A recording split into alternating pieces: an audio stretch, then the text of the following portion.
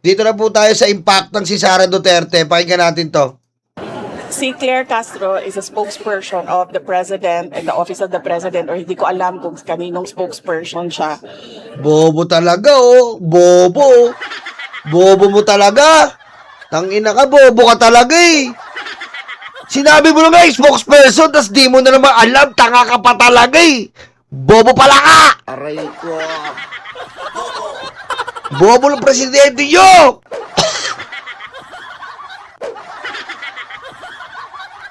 Oo, tingnan mo ah. Si Claire Castro is a spokesperson of the President and Oh. the Office of the President, or hindi ko alam kung kaninong spokesperson siya. Bobo ka eh. Sinabi mo na nga, office ng president eh. Tatanga-tanga ka talaga eh. Aray ko. Alam mo, Sara, kasalanan mo to. Ba't ang dami ng bobong DDS eh? Pusang ina mo. Aray ko. Kanina usapan solar, ngayon usapan bipolar. Baka dumating po ang pagkakataon, mapalitan si Dr. Jose Rizal. Ang maging national hero natin ay si Pangulong Duterte. Aray ko. Ano ang gagawin mo kapag nalaman mong may kapatid ka sa labas? Papasukin ko.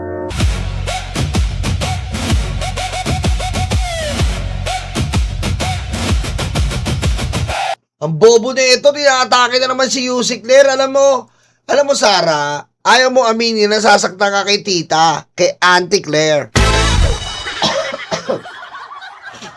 Lahat ng kampon mong demonyo, sakit na sakit kay Auntie Claire. Nag-aayar pa kayo ng mga bobong reactor. Aray ko.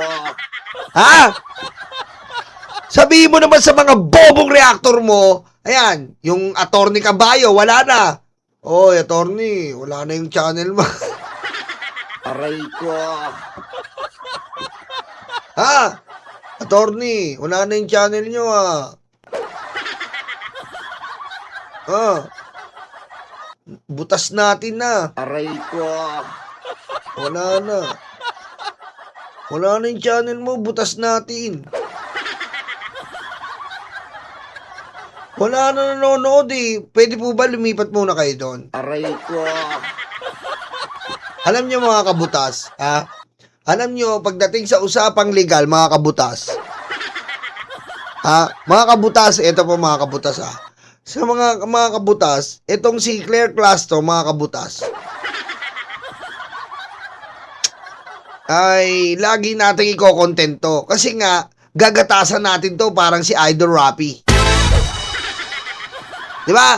Kaya tatawagin ba tayong kabutas kung hindi natin kikitaan ng mga bawat butas ang ating iko-content? Kaya nga tayo tinawag na kabutas. Di ba? Kasama natin dyan si Direct Freddy. Aray ko.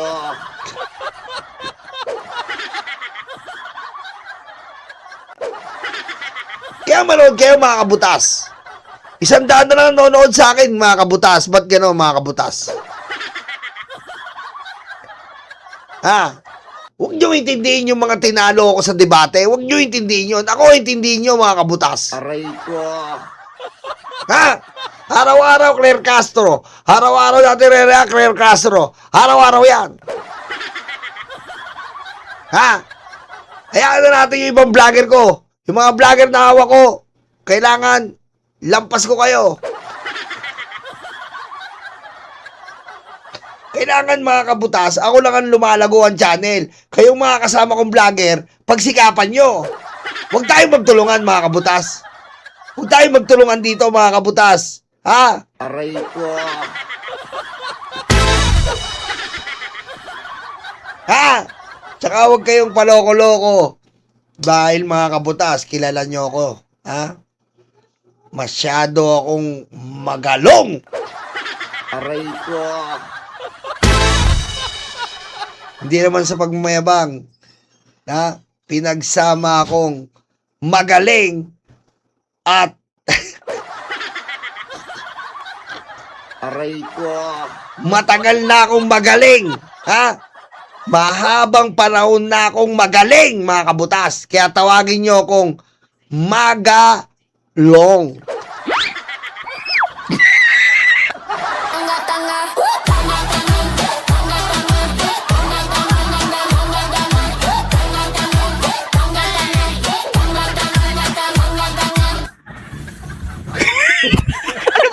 Wala na nanonood sa atin, mga kabutas. Nakakalungkot. Aray ko. Nakakalungkot. Alam nyo, mga kabutas, kasalanan na natin ito eh. Kasi sino-sino din nabati natin, talo tayo palagi. Kasalanan natin to, mga kabutas. Ang masyado tayong matapang, sino-sino din nabati natin, talo tayo palagi. Eh, ano pa, asahan natin? Sino manonood dito? Kaya, mga kabutas! Aray ko. Yeah! Araw-araw pa naman, content natin si Claire Castro. Sino di mauumay, mga kabutas? Aray ko. By the way, mga kabutas, hindi pala ako DDS, mga kabutas. Hindi ako DDS, ha? Masyado akong magalong para mag-DDS.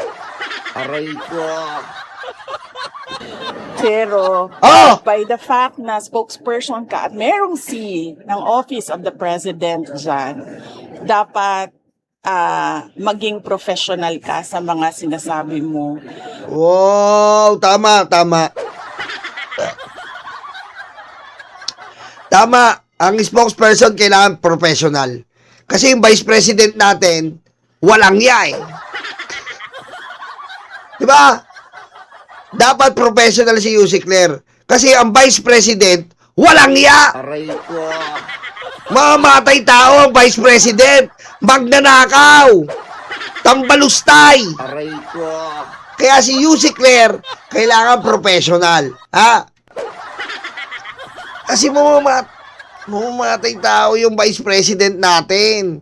Putek. Pinagtatanggol pa ng mga DDS. She doesn't have the liberty na tulad sa atin, no, na pwedeng magsalita ng kahit anong iniisip natin at kahit anong opinion natin kasi nagsasalita tayo para sa sarili natin. Oh, ba't nasasaktan ka lang, ha? Nasasaktan ka kasi nga, magnanakaw ka, kupal! Aray ko. Sara, ha? Magnanakaw ang pamilya mo. Kahit anong professional na tao, maiinis ang hayop na pamilya nyo. Aray ko. Ha? Kahit sino professional, doktor, abogado, maiinis. Kung may tamang utak sa pamilya nyo, magnanakaw kayo. Aray ko. Pero kapag may scene sa likod mo, sa harap mo, kung ano yung professionalism na hinihingi galing doon sa opisina na yon, yun dapat ang ipakita at ibigay mo sa taong bayan. Pusang ina mo, ang gulo mo! Aray ko. Ang gulo mo talaga eh, no? Pero, yung professional na yun, ang hinihingi natin na doon. So, para ibigay doon yung professional na yun sa taong bayan, pusang ina ka! Aray ko. Ina ka, wala kang kwenta talagang BP. Hayop kang magnanakaw ka. Ito pa. I don't see anything wrong with visiting persons deprived of liberty. Wala akong nakikita na masama sa pagbisita kay Arnie Teves, kay Pastor Kibuloy, as I said, President Duterte, Senator Rodante Marcoleta, Senator Jinggoy Estrada, and Mike Defensor, kasi kilala ko naman sila. And I think kaibigan ko sila. Oo, yan. Yung mga kaalyado mo ay mga, mga talipandas. Oh. Yan yung mga kaalyado mo, katulad mo. Aray ko. Kaya hindi na kami magugulat. Hindi na kami magugulat kung ikaw ay makipag-alyansa sa mga katulad mo. Aray ko. Alam ko kaibigan nila ako, pero sa tingin ko naman kaibigan ko sila, and dapat tayo magpakita ng empathy sa mga tao and sympathy sa mga tao na deprived of liberty.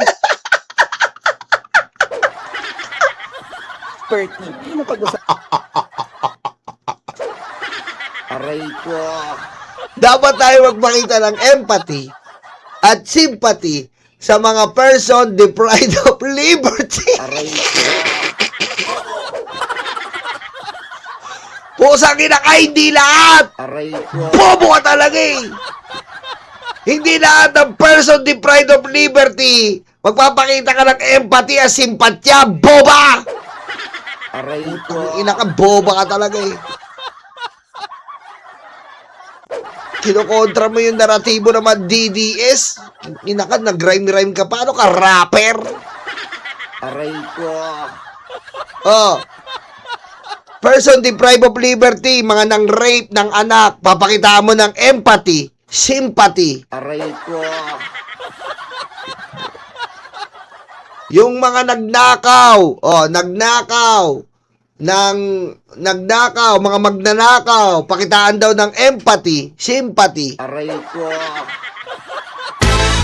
Ninanto, bobo talaga to eh. Bobo talaga to eh. Lahat daw, ganun, pakitaan daw. Mga person...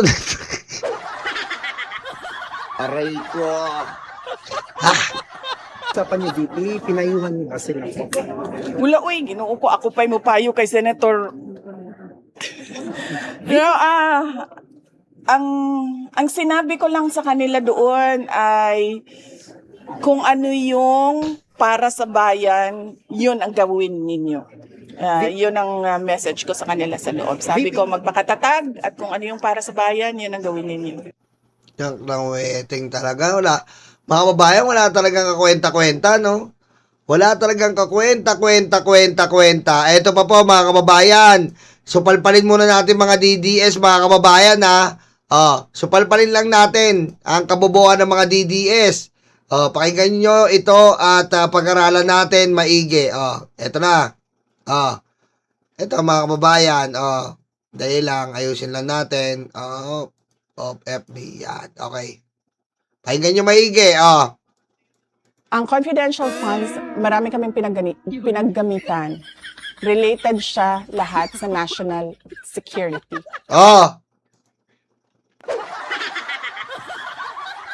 Ano?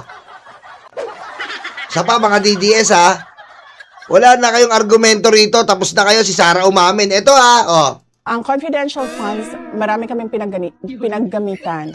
Related siya lahat sa national security. Ano kayo, mga DDS? Ano? Aray ko. Ang confidential fund, sabi ng bobo niyong presidente, ginamit daw sa national security. Ang sabi ng mga DDS, binili ng gamot. Binili ng table, binili ng chair, binili ng computer, binili ng lamesa. Asa ng national security, pusang ina nyo? Patayin mo si BBM. No joke.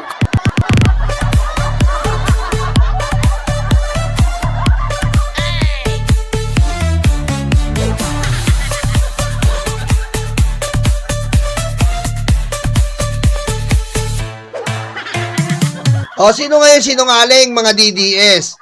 Sino ngayon sinungaling? Si Sara Duterte ba o si Sara Duterte uli? Aray ko. Sino sinungaling? Ang sabi nila ng mga DDS, yung 40 million ginamit naman pala sa mga gamot at sa mga pagkain. Sabi ni Sara, hindi naman eh. Ang sabi ni Sara ay... Ang confidential funds, marami kaming pinaggamitan. Related siya lahat sa national security. Sinungaling! Asa ng national security sa gamot? Asa ng national security sa computer? Asa ng national security sa table, chairs? Sinungaling! Aray ko. Sinungaling po. Rinig na rinig nyo. Tapos sisitayin nila ang 21 billion, ha? 21 billion na confidential funds, intelligence funds ng Pangulo. Legal po yun. Legal po yan, 21 billion confidential funds ng Pangulo. Bakit ka mo? Kasi nga po, siya po ay unang-una commander-in-chief. Si Sara, spare lang yung hayop na yan. Aray ko. Wala talagang confidential funds ang Vice President at ang Department of Education. Meron si Binay, kaso nga, 10 million. For the sake of argument, sabihin mo ng 20 million. Si Sara magkano? 500 million, 500 million. Aray ko. Oh. Kita mo? Si Binay lang ang nagka-confidential funds. Aray ko. Si Sara, grabe inabot. National security daw ginamit ang confidential funds. Sabi niya, ngayon lumalabas. Anong lumalabas sa hearing? Anong lumalabas? Gamot. At eto pa po mga malala, mga kababayan. Eto pa po, mga DDS. Huwag kayong tanga. Pumirma. Eto hindi napansin ng iba. Pumirma po sa AR, Acknowledgement Receipt, sila Mary Grace Piatos. Sila Amoy-Amoy. Pumirma. Ngayon, mga kababayan, ang tanong, pumirma sila doon. Hindi ang pirma doon, tignan nyo yung pirma, ha? Sandali lang po, ha? Pakita ko lang po sa inyo. Sandali lang po.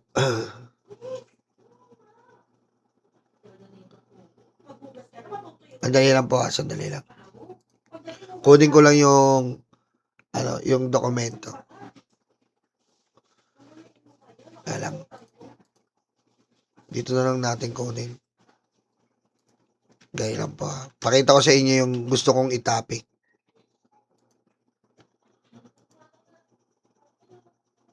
Ba't nakatakip? Gaya lang.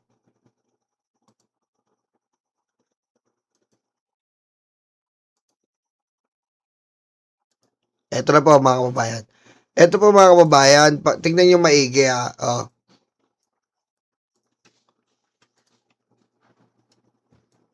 Oh. Ito po mga kababayan. Dito magkakatalo yan. Ba't nyolo? Ba't kinuha mo yan? Kasi po, ayan. Tingnan nyo po yung pirma. Ngayon, ayan po yung pirma. Diba? Yung pirma po, mga kababayan, anong ginawa sa pirma? Pinirmaan ng Mary Grace Piatos. Aray ko. Diba? Hindi. Yun nga eh. Alias siya. Diba? Alias siya. Alias. Bakit pipirma ng Mary Grace Piatos? Aray ko.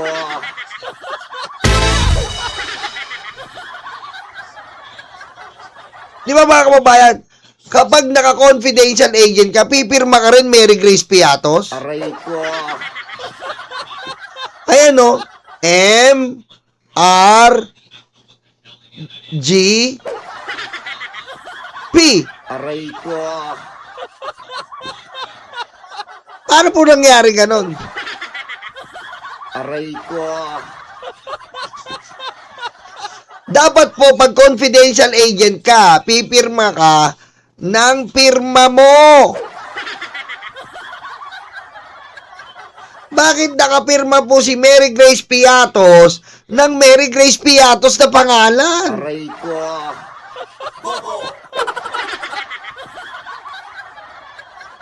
Aray ko. Kita nyo? Antindi po, di ba? Ayan pa po, kailan nila makakalusot yung mga DDS eh. Dahil akala nila, masyado silang matalino para makita to. Hindi naman nila ma-explain. Di ba? Di ba? Di ba? Yan po nakakapagtaka. Kung confidential agent ka, ba't ka pipirma bilang confidential agent? Kaya nga po, yung ine-explain ko sa inyo, meron po yang booklet o logbook na Mary Grace Piatos, doon ka pipirma ng tunay na pirma mo. wala pong maipakitang OR. Bakit po may OR? Mga kababayan, mga karayuma, lahat po ng bagay ay may original receipt, official receipt. Yan po yung OR. Sabihin na natin, bumili siya ng gamot. Wala po siya mapakitang OR.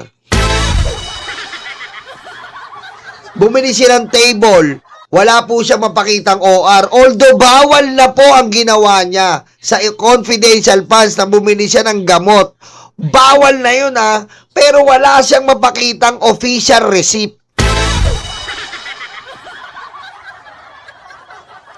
Papayag ba naman ang gobyerno na walang official receipt? Kung bumili ka ng gamot, table, chair, computer, etc. May resibo yan. Ngayon po, ang ginawa niya lang, purchase of ganito, pinurchase nila yung ganito, ganun lang, walang resibo po. At bukod doon, wala nang resibo, walang official receipt. Eto pa, ang mga confidential agent, may pirma. Pwede po ba yung ganyan? Mga kababayan, mga karayuma, hindi po ba pwede yung ganyan? Kasi nga, tama kayo dyan. Nasanay sila sa Davao, natatakot-takutin nila yung COA. Sa Davao po, tinatakot COA. At si Sara po, lintik po ang red flag ng COA dyan. Lintik po ang red flag ng COA dyan. Sinabi ko na yan sa inyo noon. At ang dami nyo pong gastos doon na talagang nakakalula po. Na ikaw ay mayor pa lang, ang confidential funds mo ay 500 million na. Wala po sila na talagang magpapatunay doon na bakit 500 million ang resibo ni Sara sa confidential funds. Ang masaklap po dito po, pinasok niya nasyonal. Pag nasyonal, talagang matindi ang gampanin mo dito.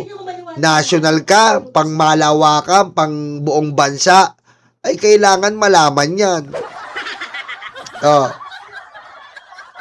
Ayan po mga kababayan, Kung di ba naman bobo sa pagmamadali, bakit pinirmahan ni Mary Grace Piatos yan? Confidential niya Aray ko. Naigets nyo ako? Bakit pinirmahan mo yan? Di nakita rin yung signature mo. Aray ko. Tama, mali. Ba't pinipirmahan mo? Di nakita, matitrace yung signature nyo. Aray ko. Akala ko ba confidential? Ba't pumipirma? Di madidetect. Ngayon, ang problema, kung pirma naman to ni Mary Grace Piatos, abbreviation niya or pirma ni si Mary Grace Piatos, pumirma rin. Ang pirma niya, Mary Grace Piatos.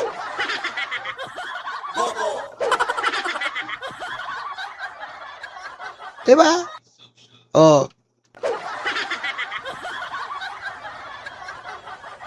Yan ang sinasabi ko sa inyo, mga DDS.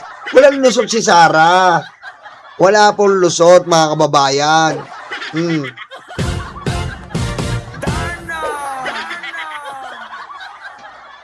Puro pera kasi ang nasa isip, mga kababayan, mga karayuma. Dito na naman po muna tayo.